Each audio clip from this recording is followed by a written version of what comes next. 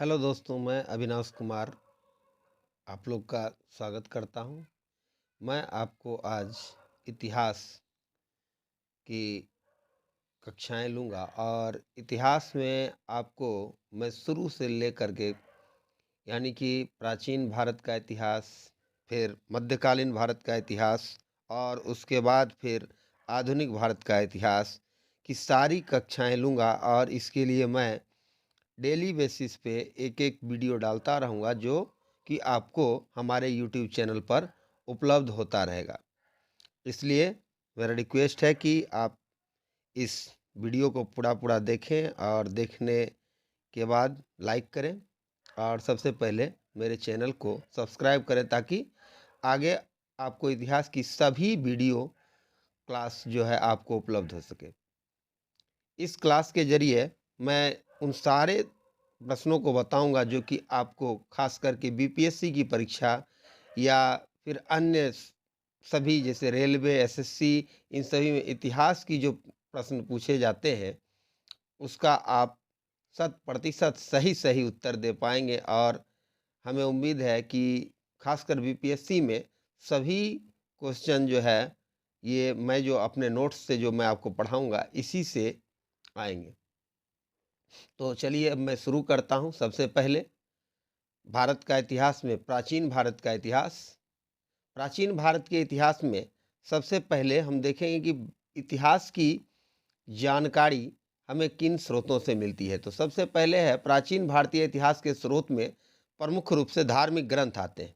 धार्मिक ग्रंथों में ब्राह्मण साहित्य में वेद की संख्या आप जान रहे हैं 4 है, फिर ब्राह्मण, फिर आरण्यक, उपनिषद, महाभारत, पुराण एवं रामायण इत्यादि धार्मिक ग्रंथ जो कि अ, हिंदू धर्म से जुड़े हुए हैं और इन्हीं धार्मिक ग्रंथों से हमें अपने इतिहास की भी जानकारी मिलती है।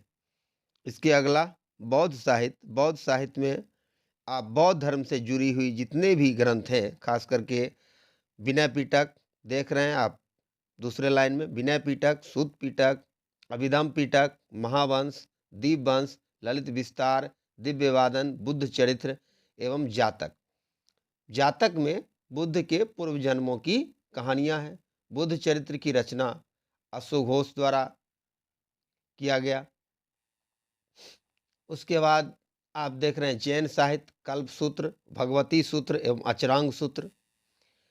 इसके अलावा ऐतिहासिक साहित्यिक स्रोतों में आ जाते हैं जो कि तत्कालीन राजाओं के दरबारियों के द्वारा लिखे गए।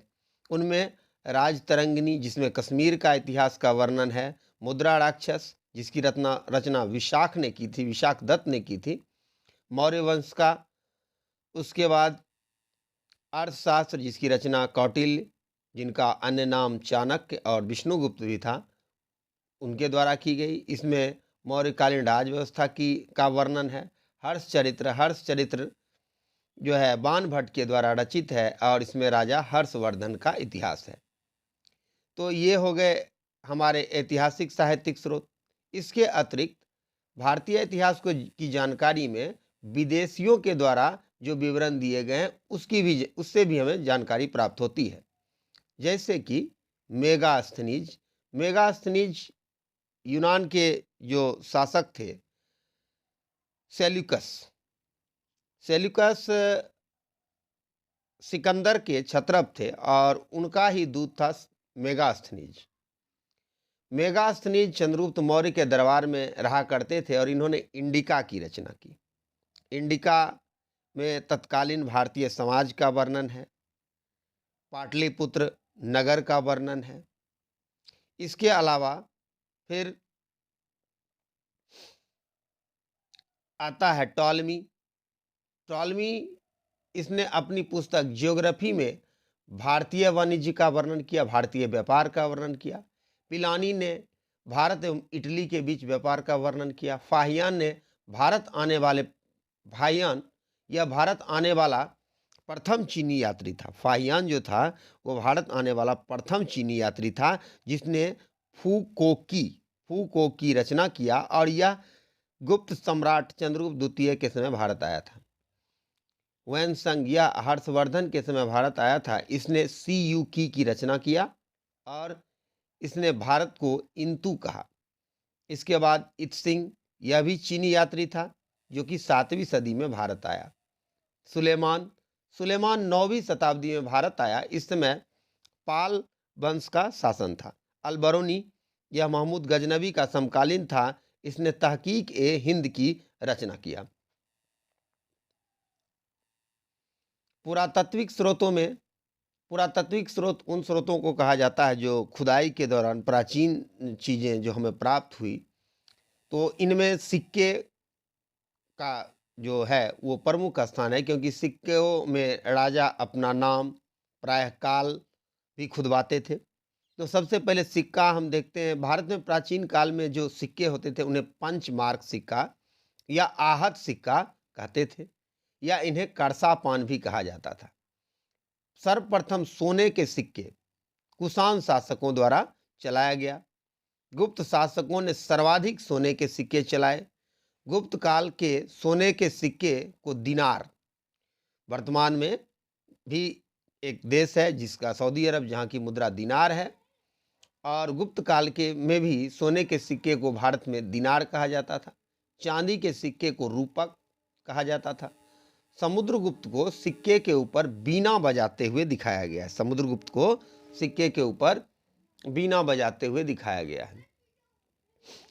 सातवाहन शासकों ने शीशे के सिक्के चलाए, तो ये भी एक ये मोस्ट इम्पोर्टेंट बात है कि सर्वप्रथम शीशे के सिक्के किसने चलवाए, तो सातवाहन शासकों ने।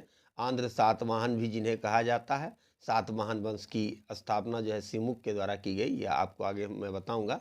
तो सातवाहनों के द्वारा सर्वप्रथम शीशे के सिक्के चलाए गए। अब अभिलेख, बहुत सारे अभिलेख हैं जिनके आधार पर भी इतिहास की जानकारी मिलती है।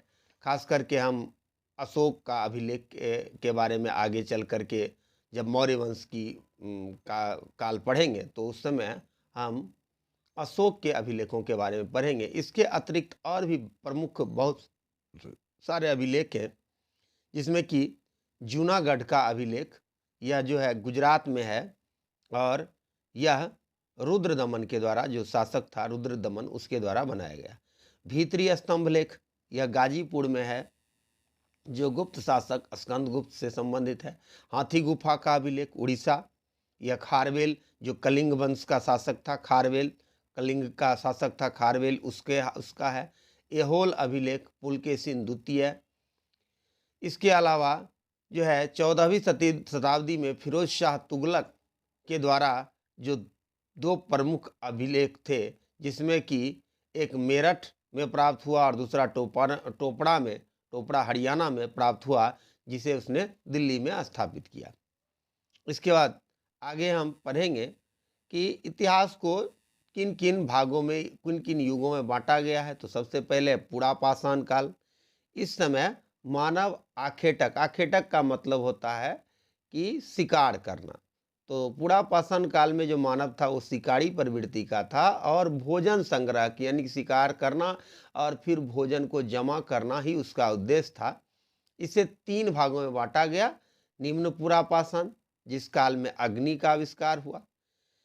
मध्य पाषाण काल, मध्य पाषाण काल, इसमें जो है लघु पाषाण उपकरण जो है बनने लगे। उच्च पुरापाषाण, आधुनिक मानव का उदय हुआ। भीमबेटका, जो भीमबेटका की चित्रकारी है वो उच्च पुरापाषाण काल में ही निर्मित है। नवपाषाण काल, इस समय जो है लोगों ने खेती करना आरंभ कर दिया, और इसके प्रमुख स्थल निम्नलिखित थे। यानी कि नवपाषाण काल के प्रमुख स्थल कौन कौन से थे, इसके बारे में जानकारी प्राप्त करेंगे। तो सबसे पहला है मेहरगढ़। मेहरगढ़ जो है पाकिस्तान के बलूचिस्तान के क्षेत्र में है, और यहाँ खेती का प्रथम साक्ष्य, समूचे हिंदुस्तान में पहली बार यदि खेती की बात हो भारत में, तो सबसे पहले खेती का साक्ष्य पाकिस्तान के बलूचिस्तान क्षेत्र से प्राप्त हुआ है। कोल्डिहबा, ये इलाहाबाद यूपी में है, यहाँ चावल के साक्ष्य मिले हैं। बुर्जहोम, बुर्जहोम में गर्ता आवास के साक्ष्य मिले। गर्त आवास का मतलब जमीन के अंदर गड्ढा खोद करके जो आवास बनाया जाता था उसे गर्ता आवास कहा जाता था। गर्ता आवास के साक्ष्य मिले। अब मालिक के साथ कुत्ते को दफनाने का साक्ष्य मिला। चिरांद, चिरांद जो कि बिहार के सारण जिले में है, यहाँ हड्डियों के औजार। पिकली हाल में, कर्नाटक पिकली हाल में राख के ढेर मिले। इसके अतिरिक्त जो है मुंगेर में भी जो है नवपाषाणकालीन पत्थरों के औजार प्राप्त हुए हैं।